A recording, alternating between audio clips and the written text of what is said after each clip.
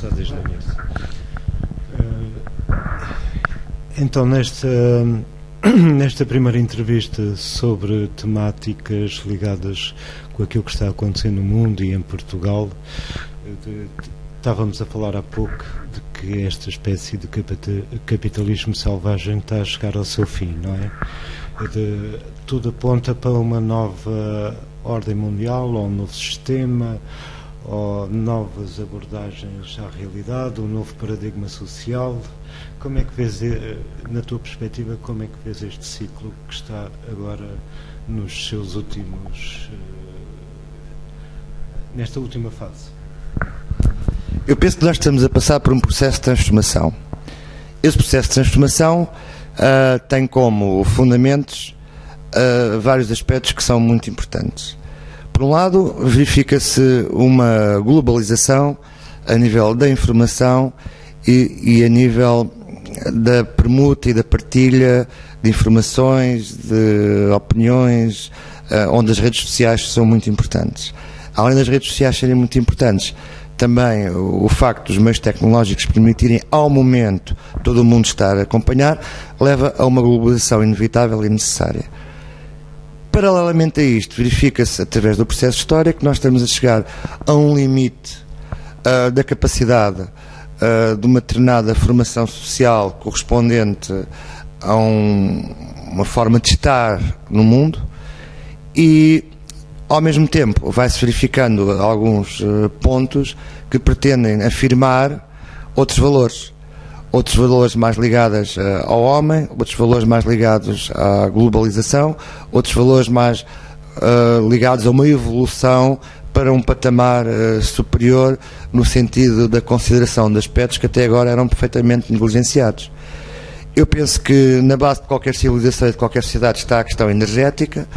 e, de facto, a gestão das energias disponíveis tem sido feita de uma forma para apenas satisfazer uma perspectiva de lucro de alguns oligopólios e, ao mesmo tempo, de ir exaurindo os recursos naturais do planeta, o que acaba por levar à questão de cada vez ser mais caro produzir mais energia.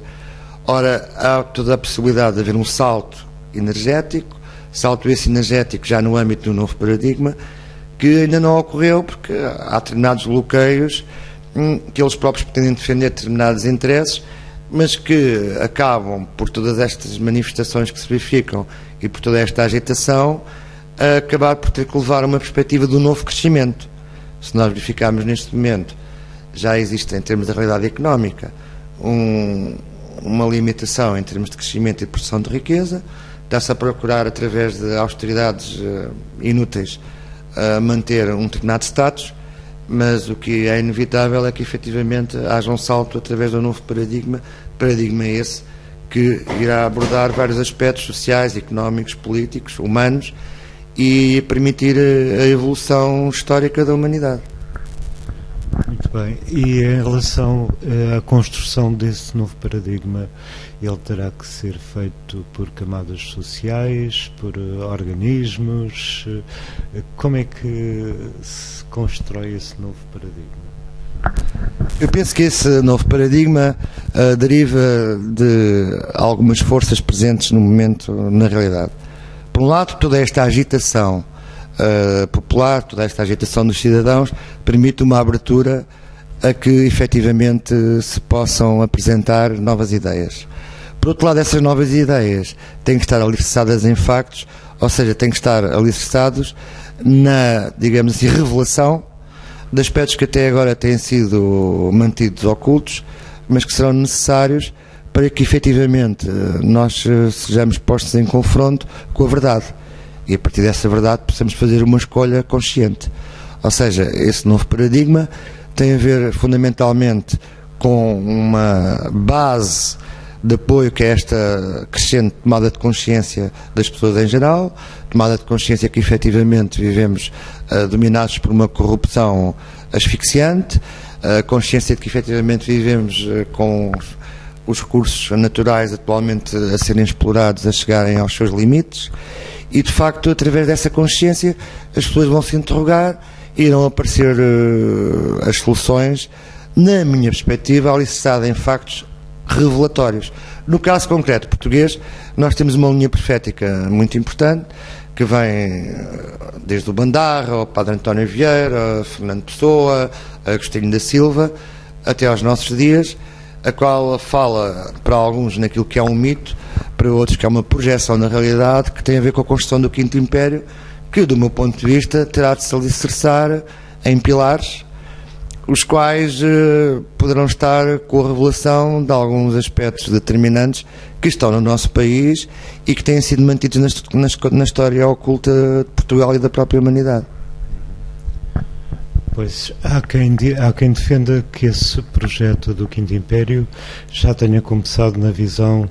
de São Bernardo, do monge do século XIII, um borgonhês, do qual Dom Afonso Henriques tem alguns laços de parentesco, que a visão dele era criar uma linha templária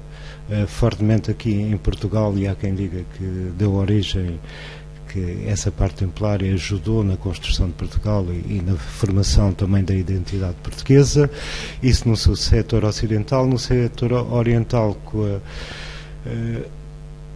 com a ordem da Teutónica, que vai dar origem à Prússia, futuramente à Alemanha, uma ligação entre estas duas frentes que tinham como plano descer sobre o Islão e reconquistar Jerusalém e as relíquias do Templo de Salomão. Por isso parece que isto já é algo arquitetado há muitos séculos, que tem alguma relação com esta dimensão de Portugal também ser um dos arautos do Quinto Império. Tens alguma coisa a dizer sobre isso? Eu penso que tu lançaste agora umas ideias muito interessantes que importa desenvolver com algum cuidado. É que, de facto, e essa perspectiva histórica é fundamental, mas pegando no momento no qual tu cristalizaste a tua afirmação, desde então tem havido evolução dos acontecimentos. E eu penso que na formação de Portugal, efetivamente, temos determinantemente os Templários. De facto, os Templários, ao longo da história portuguesa, e não vou estar agora aqui a repetir aquilo que é subejamente conhecido, têm tido um papel fundamental na evolução das coisas, e depois, inexplicavelmente, após os descobrimentos, há como que um véu sobre o que é que aconteceu aos Templários e, sobretudo, um véu sobre o que é que aconteceu aos tesouros dos Templários, à tradição templária e ao legado templário. Eu penso que isto se deve com as linhas de força que, entretanto, foram dominantes, o que não quer dizer que a linha templária não tenha, ao longo da história, seguido um caminho mais ou menos subterrâneo. No caso concreto de Portugal, em relação a esse património que está de algum modo oculto, eu penso que existem algumas linhas de força que é importante considerar, as quais têm a ver e que se prendem no período dos descobrimentos com uma figura determinante e de proa que foi Cristóvão Colombo. De facto, na minha perspectiva, isso tu referiste em relação aos chamados segredos dos Templários e às relíquias do Templo de Salomão, entre os quais, e sobretudo, poderemos considerar a lenda, e falo em lenda para depois alicerçar em factos, relativamente à Arca da Aliança, da qual se perdeu o rastro. Portanto, existe a documentação subeja e perfeitamente pública até ao Templo de Salomão, a partir daí perde-se o rastro, mas há alguns autores e alguma bibliografia que nos indica que ficou na posse dos Templários, que eventualmente, e digo eventualmente porque isto teria de ser alicerçado em fundamentos concretos, terá entregue como depositária a Cristóvão Colombo para a pôr em Porto Seguro, e que Cristóvão Colombo, na tese de ser português, terá deixado a Arca da Aliança em Portugal a bom recato até aos nossos dias. Se nós considerarmos que neste momento ainda não existe, digamos assim, um inventário concreto de qual é o património dos tesouros dos Templários que estão em território português, e recordo que quando foi a extinção da Ordem dos Templários, Portugal deu total cobertura, muitos dos tesouros e dos conhecimentos e do seu património foi trazido para aqui. Existe um véu sobre o seu paradeiro e sobre o seu destino, mas de facto eu penso que nós poderíamos aqui pegar nestas duas ideias e desenvolvê-las, que é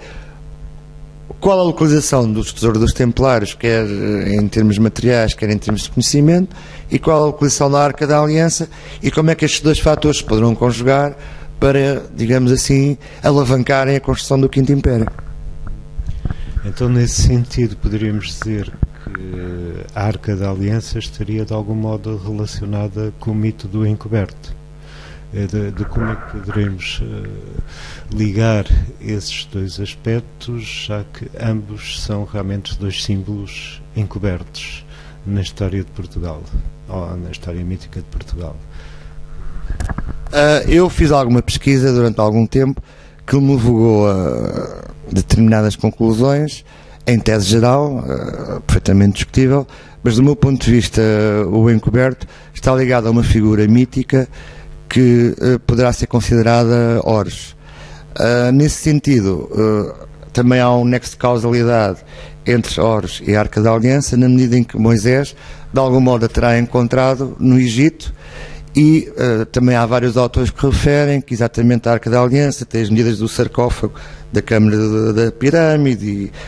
todas as outras teorias que eu não vou estar agora aqui a desenvolver, mas que poderão ser facilmente encontradas. Então há aqui um nexo de causalidade em Horus, que seria o encoberto, o qual seria, digamos assim, o verdadeiro detentor da Arca da Aliança, e que de algum modo também se poderá considerar que em relação às aparições de Fátima terá sido anunciada a sua vinda pela Senhora, que na cova diria a Igreja Católica veio dizer que era a Virgem Maria. Para alguns é uma aparição de Ísis, para outros será uma aparição de uma entidade extraterrestre, mas cuja terceira profecia e segredo ainda está por desvendar em termos, digamos assim, comumente aceitos e generalizados. Portanto, eu penso que aqui o encoberto será, digamos assim, o eixo da roda de todos estes mistérios, e para mim o encoberto está ligado à figura de Horus. Muito bem, isso também vai de acordo com algumas teorias proféticas que falam que a formação de Portugal teria também como missão espalhar por todo o mundo o cristianismo primitivo, nomeadamente o cristianismo ariano e gnóstico, e do qual os nossos reis tiveram que fazer algumas concessões a Roma, mas que fundamentalmente até ao final da dinastia de Davis procuraram estabelecer relações com o chamado Reino do Preste João, na Abissínia, ou na Etiópia, como alguns queiram chamar, de modo a poder sobrepor a Roma e a espalhar esse cristianismo universal. Aliás, há algumas profecias que dizem que Roma é a capital do Quarto Império e que Lisboa seria a capital desse Quinto Império. Isso já está em algumas frases de Camões, noutros profetas: quando o Indo e o Gancho juntarem, vereis uma nova Roma surgir, ou com outro esplendor. Essa missão universal portuguesa tem a ver com um desvelar de um património ou de determinados conhecimentos ocultos da humanidade, do qual Roma tem servido como tampão, ou pelo menos a ideologia católica tem servido como tampão para não desvelarem determinados conhecimentos ocultos. Não sei se queres acrescentar mais alguma coisa. Quero, porque as tuas palavras fizeram-me ocorrer uma ideia que eu penso que será, digamos, um emblema relativamente ao Quinto Império, através da qual nós poderemos considerar, se formos analisar, repito, a vasta bibliografia que já existe, que o Quinto Império será uma fusão entre o material, o espiritual e o oculto. Isto implica uma evolução social, política, económica, mas também, acima de tudo, uma evolução tecnológica. Sobretudo quando considerarmos alguns aspectos que poderemos encontrar na mensagem de Fernando Pessoa, nomeadamente onde ele se refere que o Quinto Império irá dar origem aos novos descobrimentos. Estamos aqui, sem sombra de dúvidas, perante um salto tecnológico, o qual terá de se basear, como qualquer salto tecnológico, numa nova ciência, e sobretudo não só numa nova ciência, mas na descoberta de artefactos e instrumentos que permitam servir de estudo e análise para este desenvolvimento. Então é como se